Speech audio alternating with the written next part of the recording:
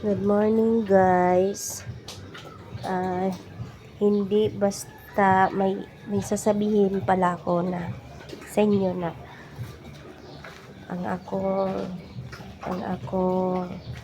akin baboy na dalawa sila na nanganak. Ito po ang isa. Nanganak din yan sa bayan sila. Nanganak po yan. Silang dalawa. So, ang iya anak na iba nito siyam lang ina siya. Ito mas marami ang anak nito, 17. Pero ang natitira na lang sa anak niya, ano na lang siya, 5. 5 na lang ang natitira sa iya anak. Ang ano ko niya sa kanya, nasira na ano ba siya nan parang na ano siya sa iya pagpanganak na gin vitamins na isang buwan pa lang siguro ang tiyan niya, gin vitamins na siya para daw lumaki ang baktin niya. So lumaki nga iya baktin. Ngayon na anuhan namin sa pagpanganak pala is di niya kayang mailabas kay dako. Maglalaki ng mga baktin, mga baby niya. Malalaki. Ngayon po siya, hirap siya tumayo. Nakahiga lang yan. Pakainin namin yan nakahiga. Ako nagpakain yan. Tapos amin na siyang yung hindi lalim ang pag-aanay pala, ang pag-ainahin baboy kay kung saan no nakaraan okay ang iya pagpanganak, pero ngayon failure lahat.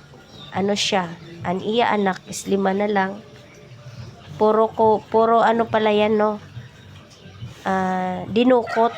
Ano yung dinukot, yung ang tawag yan, ginkuot sa iya tiyan ang iya anak.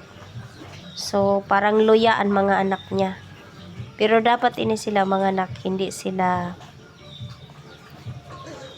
kasabay mga anak kay ina siya dalaga man na siya, dalaga. Tapos ito dating anay na, dapat una to mga anak kaysa dalaga. So ngayon nagsabay sila mga anak. Nauna siya nagpalabas na isang anak na normal ang iya pag-anak. Tapos naunahan siya din, nanganak din siya ng isa. Napangalawahan niya ito isa pa lang. So parang nagtalo ba sila. Tapos ito naman nakatapos na siya sa panganak sa siyam niya na anak. Siyam lang ang anak niyan, pero marami na siya kay may 5 pa siya na anak naging patutoy namin dito. So ang iya siyam na anak, himsog siya. O yung mga puti, yan maputi, yan mga puti, yan mga puti na yan, iya anak yan sa dalaga. So may mga puntik na may mga puntik, amin ang anak nito. So ang iba niyan may pilay, pero mahina ang ila buto. Ging na nila yan gin immunize kahapon 3 kaadlaw. Ngayon pang-4 nila kaadlaw ngayon. So konting diferensya, napipilay sila kaagad. Ang problema sa kanila ay nito kay parang muntik pa siya maano siya sa iya pagpanganak na di niya kaya ba ilabas. Yan. Kay buong araw isa lang ang anak niya. Akala namin isa lang ang anak niya. Pagkagabi na hating gabi nanganak siya ka isa. Pagkautro ito patay, sunod buhay, sunod patay. Ito impadukot sa technician namin sa baboy na dukoton daw. No, koton. Tapos gikuot. Ako mismo ang nagkuot, pero malalaki talaga ang anak niya. Kaya hindi niya kayang pinapalabas. Tama lang siya magtukongan iya paasa. Puro baliktad kasi baliktad sila. Puro baliktad. So, ito ngayon mawagi siya kay siya ang nagparaya siya. Tapos, tingnan mo yung baktin niya, aniya anak is, ganyan na yan kay ayaw niya magtutoy, ayaw na, dako siya, dako na siya. Parang braso ko yan kalaki, braso, sa 4 na adlaw.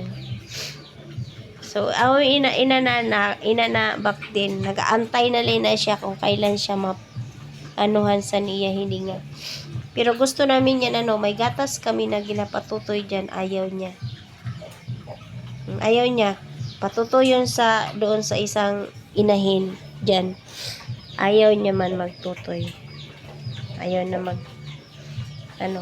Kasi ito naman siya, luya man eh. Luya na siya. Luya na siya. Ayaw din niya na magtutoy. Kapon naglibing kami.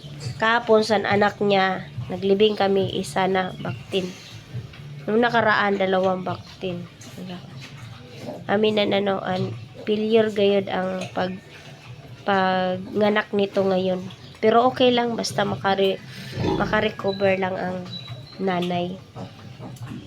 Pero comment lang po kung sino may alam sa pagbaboy. Kaya wala po kami ngayon lang kami nakaharap ng ganito na problema sa pag-ano sa baboy. Hindi namin alam kung paano proseso na ang tawag yan, proseso na ano bang dapat namin gawin para maging healthy man ang baboy, maging healthy ang baktin, pero hindi dapat siya mag-vitamins. Sa mga eksperto po sa baboy, comment lang po kayo. Salamat!